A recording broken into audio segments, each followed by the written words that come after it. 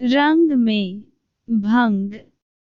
एक बार जंगल में पक्षियों की आम सभा हुई। पक्षियों के राजा गरुड़ थे। सभी गरुड़ से असंतुष्ट थे। मोर की अध्यक्षता में सभा हुई। मोर ने भाषण दिया, साथियों, गरुड़ जी हमारे राजा हैं, पर मुझे यह कहते हुए बहुत दुख होता है कि उनके राज में हम पक्षियों की दशा बहुत खराब हो गई है। उसका यह कारण है कि गरुड़ जी तो यहाँ से दूर विष्णु लोक में विष्णु जी की सेवा में लगे रहते हैं। हमारी ओर ध्यान देने का उन्हें समय ही नहीं मिलता। हमें अपनी समस्याएं लेकर फरियाद करने जंगली चौपायों के राजा सिंह के पास जाना पड़ता है। हमारी गिनती न 3 में रह गई है और न 13 में। अब हमें क्या करना चाहिए, यही विचारने के लिए यह सभा बुलाई गई है। हुदहुद ने प्रस्ताव रखा, हमें नया राजा चुनना चाहिए जो हमारी समस्याएं हल करे और दूसरे राजाओं के बीच बैठकर हम पक्षियों को जीव जगत में सम्मान दिलाए। मुर्गे ने बंग दी कुकड़ू मैं हुदहुद जी के प्रस्ताव का समर्थन करता हूँ। चील ने जोर की सीटी मारी, मैं भी सहमत हूँ। मोर ने पंख फैलाए और घोषणा की, तो सर्वसम्मति से तय हुआ कि हम नए राजा का चुनाव करें, पर किसे बनाएं हम राजा। सभी पक्षी एक दूसरे से सलाह करने लगे। काफी देर के बाद सरस ने अपना मुंह खोला, मैं राजपद के लिए उल्लू जी का नाम पेश करता हूँ। वे बुद्धिमान हैं, उनकी आंखें तेजस्वी हैं, स्वभाव अति गंभीर हैं, ठीक जैसे राजा को शोभा देता है। हर्नबिल ने सहमति में सिर हिलाते हुए कहा, सरस जी का सुझाव बहुत दूरदर्शितापूर्ण है। यह तो सब जानते हैं कि उल्लू जी लक्ष्मी देवी की सवारी है। उल्लू हमारे राजा बन गए तो हमारा दरिद्राय दूर हो जाएगा। लक्ष्मी जी का नाम सुनते ही सब पर जादू सा प्रभाव हुआ। सभी पक्षी उल्लू को राजा बनने पर राजी हो गए। मोर बोले, ठीक है, मैं उल्लू जी से प्रार्थना करता हूँ कि वे कुछ शब्द बोले। उल्लू ने घुघुआते कहा, भाइयों, अपने राजपद पर मुझे बैठने का निर्णय जो किया है उससे मैं गदगद हो गया हूँ। आपको विश्वास दिलाता हूँ कि मुझे आपकी सेवा करने का जो मौका मिला है, मैं उसका सदुपयोग करते हुए आपकी सारी समस्याएं हल करने का भरसक प्रयत्न करूँगा।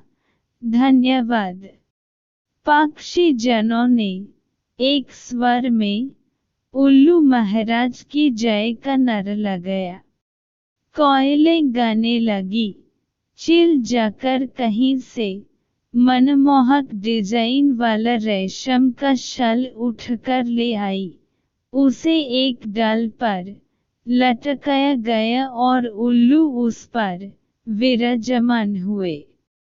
कबूतर जाकर कपड़ों की रंग बिरंगी लीरें उठकर लाई और उन्हें पेड़ की टहनियों पर लटककर सजाने लगे।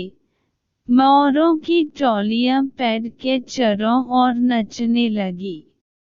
मुर्गों व शुतुरमुर्गों ने पेड़ के निकट पंजों से मिट्टी खोद खोदकर एक बड़ा हवन तैयार किया।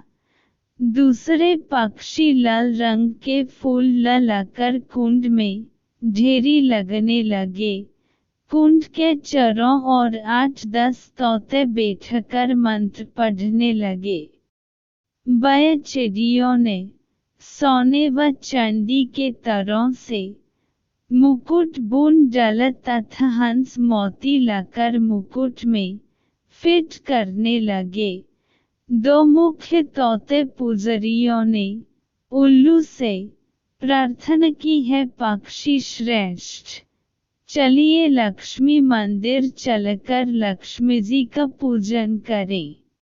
निर्वाचित राजा उल्लू तोते पंडितों के साथ लक्ष्मी मंदिर के ओर उड़ चले। उनके जाने के कुछ क्षण पश्चात ही वहां को आया। चारों ओर जश्न सा माहौल देखकर वह चौंका।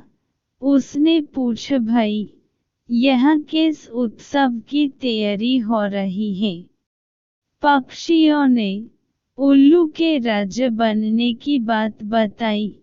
कौआ चीखा, मुझे सभा में क्यों नहीं बुलाया गया? क्या मैं पक्षी नहीं? मोर ने उत्तर दिया, यह जंगली पक्षियों की सभा है। तुम तो अब जाकर अधिकतर कस्बों व शहरों में रहने लगे हो, तुम्हारा हमसे क्या वास्ता? कौआ उल्लू के राजा बनने की बात सुनकर जल भून गया था। वह सिर पटकने लगा और कंग कंग करने लगा, अरे तुम्हारा दिमाग खराब हो गया है, जो उल्लू को राजा बनने लगे। वह चूहे खाकर जीत है, और यह मत भूलो कि उल्लू केवल रात को बाहर निकलते हैं। अपनी समस्याएं और फरियाद लेकर किसके पास जाओगे? दिन को तो वह मिलेगा नहीं। कौए की बातों का पक्षियों पर असर होने लगा। वे आपस में कन्फ्यूसी करने लगे कि शायद उल्लू को राजा बनने का निर्णय कर उन्होंने गलती की है। धीरे धीरे सारे पक्षी वहां से खिसकने लगे। जब उल्लू लक्ष्मी पूजन कर तोतों के साथ लौटा, तो सारा राज्याभिषेक स्थल सुन पड़ा था।